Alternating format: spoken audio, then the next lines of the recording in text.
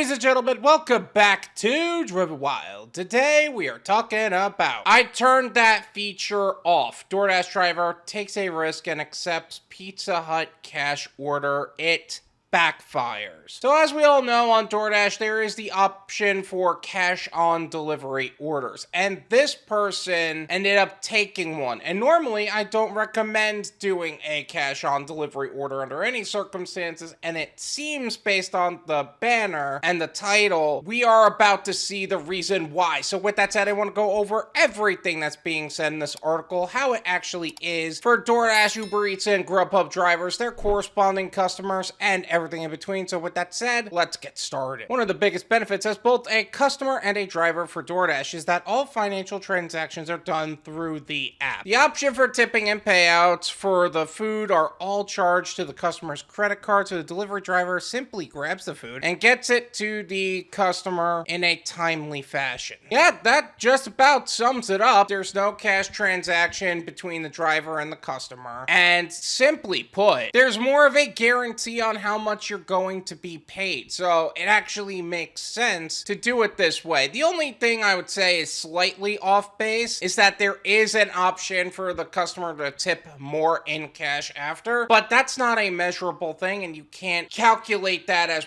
part of the work you're actually doing, if that makes sense. TikToker Chelsea Joe at Finnandquinn has uploaded several clips on her negative experiences delivering food with DoorDash. She constantly shares how much she hates working for the app. In a recent video, she talked about how her decision to accept a cash order via the application ended up backfiring. I'm going to leave her TikTok as well as her profile in the description so you can develop your own opinions on the subject. Just because you're uploading negative experiences you're having or talking about some of the challenges you're experiencing doesn't necessarily mean that you are hating the work you're doing. Like, this writer of this article already has proven time and time again, Jack Albon, that he is trying to make it seem like DoorDash drivers are the problem and trying to paint a poor image for us as gig workers. So for the rest of this article, take everything he writes and the way he writes it with a grain of salt, because this is just normal media nonsense. Now, if she hates her work, that's a different story, but she has actually said she has a job on top of this, so if she's doing it because she wants to, that's her choice. I'm going to tell you about the massive L that I took on DoorDash yesterday. So yesterday, I decided to accept a pay with cash order because it was hella slow. You see, this is one of the problems of doing gig work during off-peak times or doing gig work in such a way to where you're taking poor orders when times are slow. You take that time that's not working out for you, you put it towards something that is going to last you long-term, because the gig economy is an income bridge to what would be a long-term goal. It's not the goal, because if you do continue to do orders like this, you're gonna end up taking some serious L's or taking orders that affect your account overall. And I was like, you know what,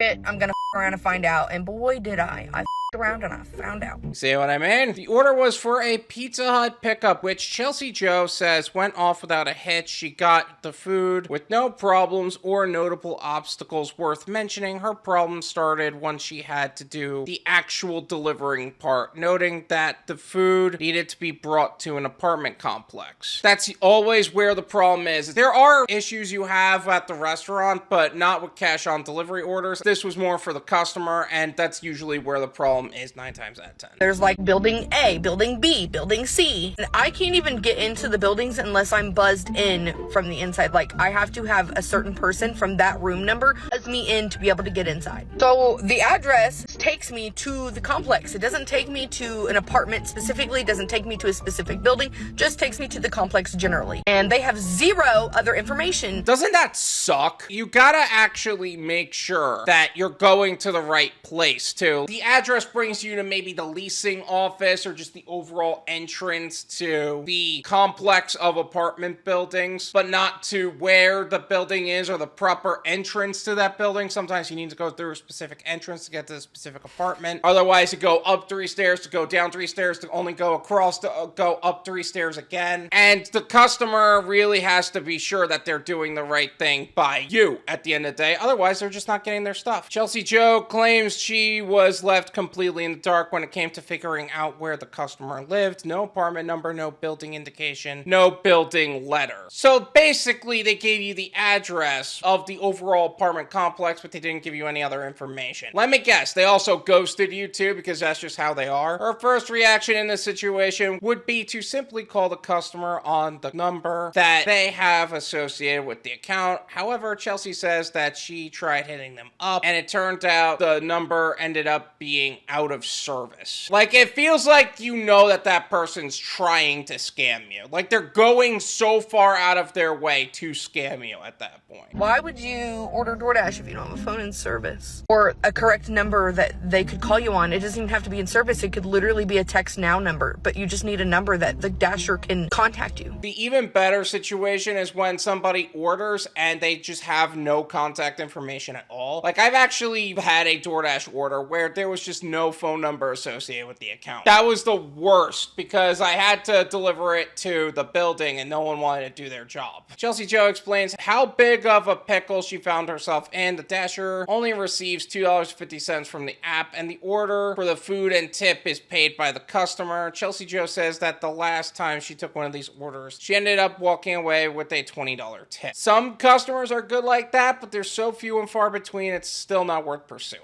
The TikToker ended up calling DoorDash to let them know about the situation, but after also being unable to contact the customer, they instructed her to toss the food and go on her merry way. Because at that point, the customer wasn't even trying to work with the DoorDash driver. Like, really? No further compensation was awarded to Dasher. She expressed her frustration with the amount of time she spent picking up the food and attempting to interact with the customer, only to receive $2.50 for her time. That's why you don't take cash on delivery orders. Customers like that are disrespectful as F. Chelsea Joe ends her video by highlighting this incident as a rejoinder to folks who argue that a number of DoorDash customers give their gratuities in cash. She warns that if you're picking up a cash order, you could potentially be screwing yourself out of a tip by doing so. Facts. Or they give you like pocket change as a tip. Like 35 cents is enough, right? No, it's not. One commenter tried to find a silver lining in the experience, writing, "I assume you got the food though. Hope it was a good order." That's not. No, honestly, I hate when people justify it like that. Just because it was a decent order or whatever, even if the order was like something that you liked, that doesn't justify the loss of time and the poor behavior where you could have been taking other orders. I personally just prefer to get my own food. I don't want your freaking food. Someone else was surprised that DoorDash didn't offer her more money. That's crazy. Usually DoorDash is good about at least giving half pay of what you were offered, they said. I've never done a cash order though. Usually that's actually right, because in the event that the store is closed or the customer isn't available or whatever, you either receive a half pay. If you're actually at the customer's address, you'll receive full pay. But for cash orders, the only money that DoorDash is offering you is the $2.50 for the base pay. And normally they would give half of the tip as well, but they didn't receive half of the tip, so therefore you don't get the extra half for the tip. That's why cash orders are that much more dangerous. There's so much more risk. There was one Dasher who said they outright refuse to take cash orders and have them disabled on the platform. I turned off the cash order on my app. They shared, I don't want to do those. Yeah, I usually recommend everybody opt out of those entirely because, again, it's just too much risk. Customers cannot be trusted. This is my opinion.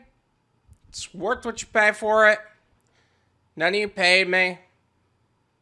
There you go. I can't say for certain that the customer intended to ghost them, but it doesn't even seem like the customer intended to receive their order either. I don't even know what the purpose of the order was if you didn't even have the means or the desire to actually get it. Like, why the hell are you even there? Why make an order and not provide the means to actually receive the order? I would say you don't want to take no-tip orders, you don't want to take lowball offers during times of slow times, and you want to put that time into your exit strategy because the gig economy is an income bridge to what would be a long-term goal, not the goal. And it's overall irresponsible to be dependent on customers who are going to treat you like that. Like, imagine if this was actually a very high-quality order. You just spent all of that time and energy during, let's say, the dinner rush or even the lunch rush to cater to somebody who's going to treat you like garbage. Why would you do that to yourself? And this is exactly what you got to think about as a a gig worker? What kind of customers do I want to work with? And what are the behaviors of those customers? In this case, the person who wanted a tip in cash